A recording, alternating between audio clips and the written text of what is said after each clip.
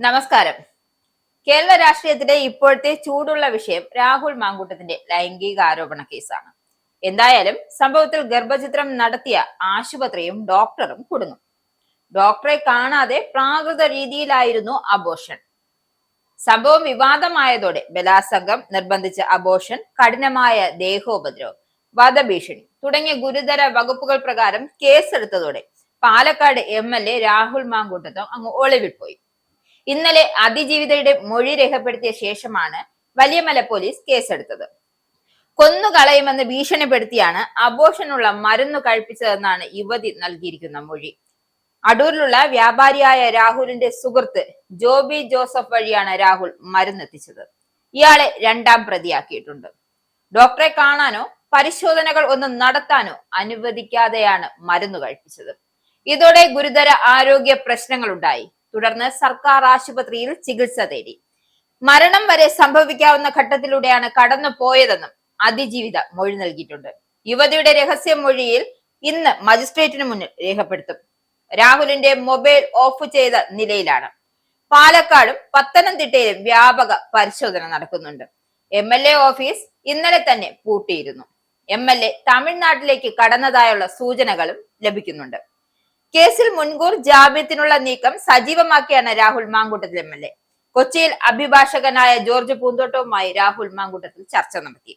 തിരുവനന്തപുരം ജില്ലാ സെഷൻസ് കോടതിയോ ഹൈക്കോടതിയോ സമീപിക്കാനാണ് ആലോചന. ലൈംഗികാരോപണ കേസിൽ യുവതി നേരിട്ട് മുഖ്യമന്ത്രിക്ക് പരാതി നൽകിയതോടെയാണ് മുൻകൂർ ജാമ്യത്തിന് കീഴ്ക്കോടതിയെ സമീപിക്കാൻ പാലക്കാട് MLA രാഹുൽ മാങ്കൂട്ടം നീക്കം തുടങ്ങിയത്. ഇന്നു തന്നെ ഹർജി നൽകിയേക്കും. കേസുമായി ബന്ധപ്പെട്ട് ഇന്നലെ രാഹുലിന് വേണ്ടി കൊച്ചിയിൽ മുതിർന്ന അഭിഭാഷകരുമായി ചർച്ച നടന്നു.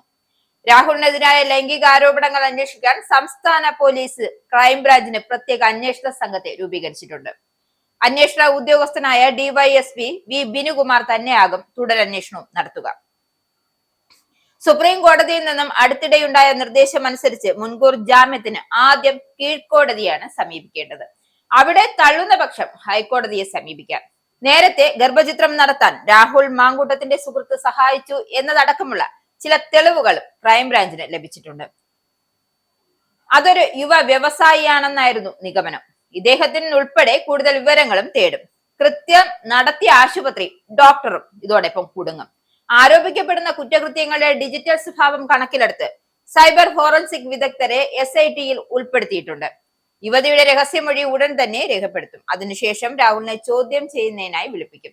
അറസ്റ്റ് ചെയ്ത് ചോദ്യം ചെയ്യാനാണ് സാധ്യത. അതിനു മുമ്പായി മുൻകൂർ ജാമ്യാപേക്ഷ നൽകുന്ന പക്ഷം കോടതിയുടെ തീരുമാനം അറിഞ്ഞ് അറസ്റ്റിലേക്ക് നീങ്ങും.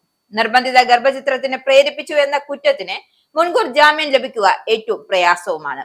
ഹൈക്കോടതിയുടെ തീരുമാനം വരെ രാഹുൽ പോലീസിന് പിടികൊടുക്കാതെ മാറി നിൽക്കാനാണ് സാധ്യത. നിയമസഭാ അംഗമെന്ന നിലയിൽ ആനുകൂല്യം ക്രിമിനൽ കേസിൽ ലഭിക്കില്ല. നിയമസഭാ സമ്മേളനം നടക്കുന്ന കാലയളവിൽ മാത്രമേ അറസ്റ്റിന് സ്പീക്കറുടെ അനുമതി ആവശ്യമുള്ളൂ.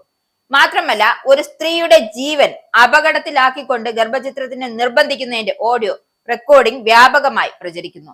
എന്നാൽ വോയിസ് ക്ലിപ്പിലെ പുരുഷ ശബ്ദം തന്റേതാണെന്ന ആരോപണങ്ങൾക്ക് രാഹുൽ മാങ്കൂട്ടം നിഷേധിക്കുകയാണ്. ചിലർ തന്നെ അപകീർത്തിപ്പെടുത്താൻ ഓഡിയോ കെട്ടിച്ചമച്ചതാകാമെന്നാണ് രാഹുലിന്റെ വാദം.